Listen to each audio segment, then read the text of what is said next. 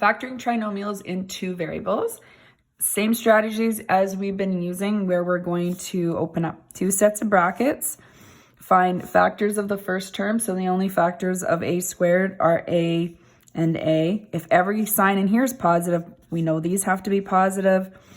Factors of b squared, the only factors are b and b. So there wasn't any guessing, but I still want to check with my middle and my outside term. So b times a is ab, a times b is ab. When you add those, you get your middle term 2ab. Let's look at number 2. It's very similar. Factors of a can only be a. Factors of b can only be b. The signs, though, if this is negative and this is positive, this tells me they have to be the same sign. Has to be both negative. Check those inside and outside terms. Negative b times a, negative ab. A times negative b. Add them. Negative 2ab. Let's try one where there's maybe a little bit more guessing possible, or at least some coefficients in front. So factors of 2a, still just 2a and a are my only choices. Again, I know if this sign's positive and this is negative, they both have to be negative. Two negatives multiplied together adds to a positive. Now it's going to be 3b. So factors are 1 and 3. I don't know if it's 1, 3 or 3, 1. So I'm going to try 3b and b.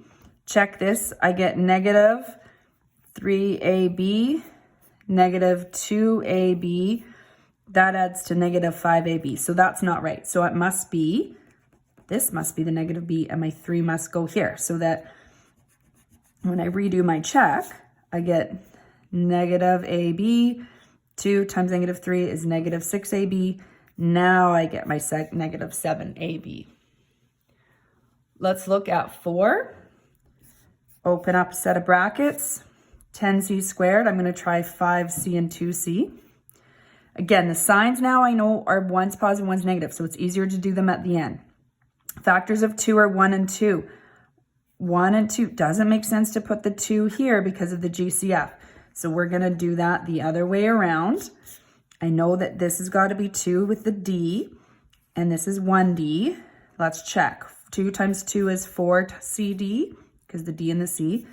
5c times d is 5cd. One has to be positive, one has to be negative. I want the middle term to be negative, so I want this to be a negative 5.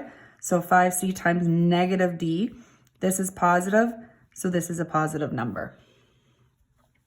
Last one. Factors of 5 are only 5 and 1.